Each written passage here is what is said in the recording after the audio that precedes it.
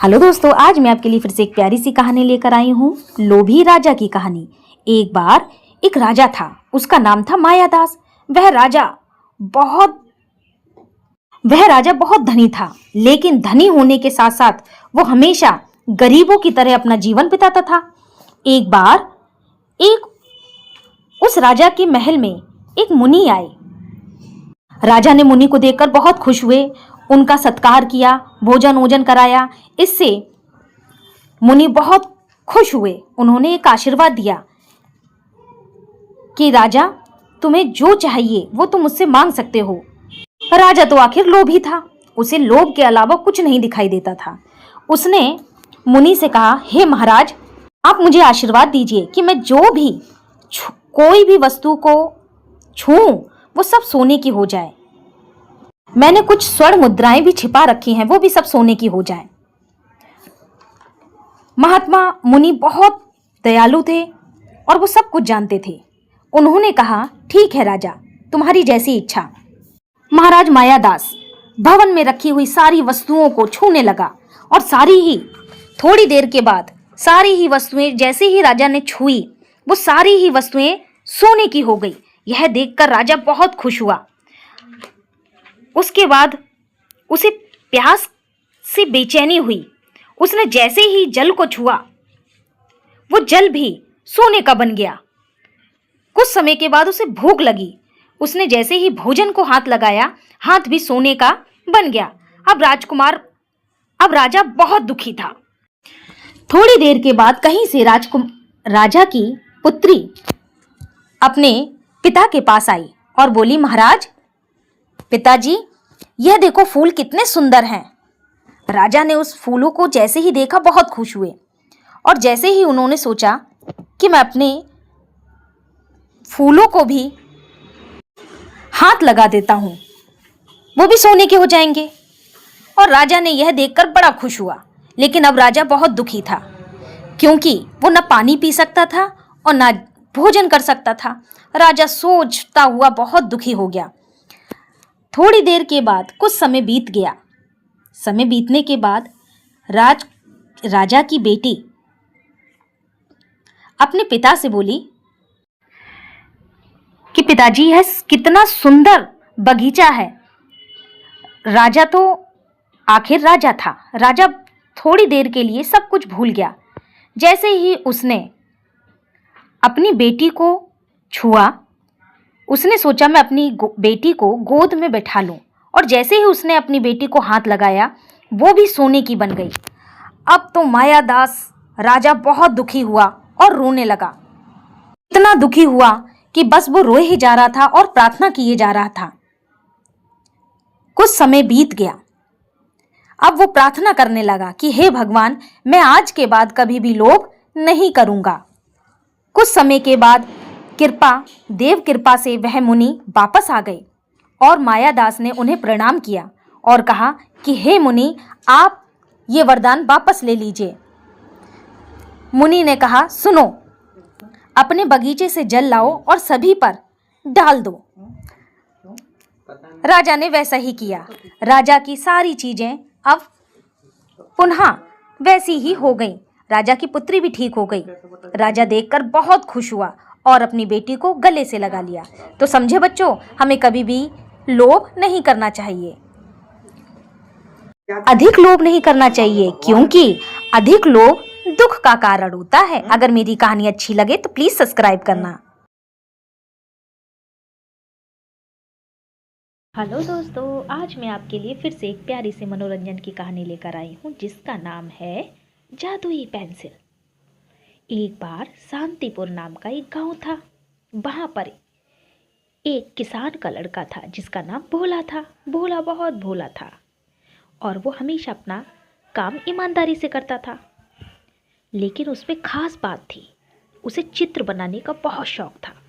वो हमेशा जब भी उसे खाली समय मिलता था, वो मिट्टी पर चित्रकारी बनाता रहता था और हमेशा सोचता था कि काश मेरे ये चित्र सच में निकल आते। उसकी ईमानदारी से वो हमेशा गरीबों की सहायता करता, मदद करता। इसलिए उसकी ईमानदारी से सभी लोग बहुत खुश होते थे। एक बार वो कहीं जा रहा था। चलते चलते एक ब्राह्मण मिला। उस ब्राह्मण को बहुत प्यास लगी। भोला तो भोला था। उस ब्राह्मण ने भोला से कहा कि हे भोले, हे बेटे, तू मुझे पानी दे दे। भोले ने सोचा कि ये तो बाबा है, उसने मेरे नाम को कैसे पता कर लिया। लेकिन ब्राह्मण कोई साधारण ब्राह्मण नहीं था, वो जादूगर था। भोले ने पानी पिला दिया। इससे ब्राह्मण बहुत खुश हुआ। उसने कहा कि हे भोले, तुझे बहुत शौक है चित्रकारी का, ले मैं तुझे एक पेंसिल देता हूँ। इससे जब भी तू चित्र बनाएगा ये सचमुच के चित्र हो जाएंगे। इससे तू किसी की भी मदद कर सकता है। लेकिन जब भी तू मुझे बुलाएगा तो इसी चित्र के माध्यम से मुझे याद करते रहना। इस प्रकार भोले को बहुत खुशी हुई कि उसे एक पेंसिल मिली है। भोला सोचता है कि अब क्यों ना मैं सभी की मदद करूं। वो सभी लोगों की उस पेंसिल की सहायता से मदद करने लगा। अपने लिए सुंदर सुंदर चीज़ें ली और सभी लोगों को ज़रूरत के अनुसार चीज़ें बना बना कर देता था। एक बार ये बात सारे गांव में फैल गई। धीरे धीरे ये बात महाराज तक फैल गई। महाराज ने सोचा जब इतनी अच्छी वो पेंसिल है तो क्यों ना मैं ही उसका इस्तेमाल करूं। वो भोला के पास अपने मंत्रियों को भेज देता है और भोला उसके सामने आ जाता है। राजा कहता है, हे भोले, मुझे एक ऐसा पेड़ की ज़रूरत है जो हमेशा हमेशा फल दे। मैं ऐसा पेड़ चाहता हूँ। भोला कहता है, आपकी इच्छा के अनुसार महाराज मैं नहीं बना सकता, क्योंकि आप तो एक महाराज हैं। ऐसा कभी नहीं हो सकता कि हर समय हर पेड़ फल दे, ऐसा नहीं हो सकता। लेकिन राजा तो राजा था। राजा ने कहा क्यों ना मैं ही इस पेंसिल को छीन कर इसका उपयोग कर लेता हूँ। राजा ने उस पेंसिल को छीन के पेड़ बनाने लगा। लेकिन उस पेड़ से, उस पेंसिल से कोई भी चित्र नहीं बनता। राजा परेशान हो जाता है। राजा बार बार प्रयास करता है लेकिन कोई भी चित्र नहीं बनता। इससे परेशान होकर राजा उस भोले को पेंसिल दे देता है और कहता है, मैं चाहता हूँ कि मैं सर्वश्रेष्ठ हो जाऊँ, सबसे ज़्यादा ताकतवर, इसलिए तुम ऐसा पेड़ बनाओ जो हमेशा फल दे। भोला कहता है, नहीं, मैं ऐसा कोई काम आपके अनुसार नहीं कर सकता, क्योंकि ये सभी के भलाई के हित नहीं है, क्योंकि पेड़ हमेशा अपने अनुसार ही फल देता है, अपने समय पे ही फल देता है। लेकिन राजा तो राजा। भोले के मन में विचार आया, क्यों ना इस लड़ाई झगड़े से तो अच्छा है, राजा तो राजा, अगर मैं राजा की बात नहीं मानूंगा तो राजा मुझे फांसी दे देगा और मैं मर जाऊंगा, मैं लोगों की सेवा नहीं कर पाऊंगा। उसने कहा ठीक है। भोले ने जैसे ही चित्र बनाया तो उसी ब्राह्मण का चित्र बना देता है। ब्राह्मण आता है और ब्राह्मण को वो भोला सारी बात बता देता है। ब्राह्मण भी राजा को समझाता है कि हे राजन, ये भोला है, मैंने इसकी ईमानदारी से खुश होकर पेंसिल दी है। ये अपनी मर्जी के अनुसार चित्र बना सकता है और लोगों की सेवा कर सकता है, ऐसा नहीं कर सकता है। लेकिन राजा नहीं मानता। भोले ने कहा कि हे ब्राह्मण, अब ये पेंसिल आप ही रख लो, मुझे इस पेंसिल की कोई आवश्यकता नहीं है।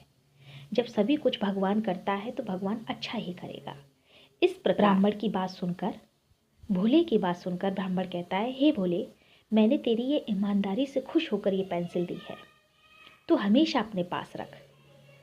राजा भी उसकी बातें सुनता है। राजा भी कहता है, हे ब्राह्मण, मुझे माफ़ कर दो, हे भोले, मुझे माफ़ कर दो, तुम सही कहते हो, हर चीज़ उस कुदरत के अनुसार ही होती है, इसलिए मुझे आप दोनों ही माफ़ कर दो। भोला अब राजा खुश हो जाता है और राजा अपने आप भोले को नौकरी पर रख लेता है। तो समझे बच्चों, हमेशा हमें ईमानदारी से काम करते रहना चाहिए और हमेशा उस ईश्वर का धन्यवाद करते रहना चाहिए। अगर मेरी कहानी अच्छी लगे तो प्लीज़ सब्सक्राइब कर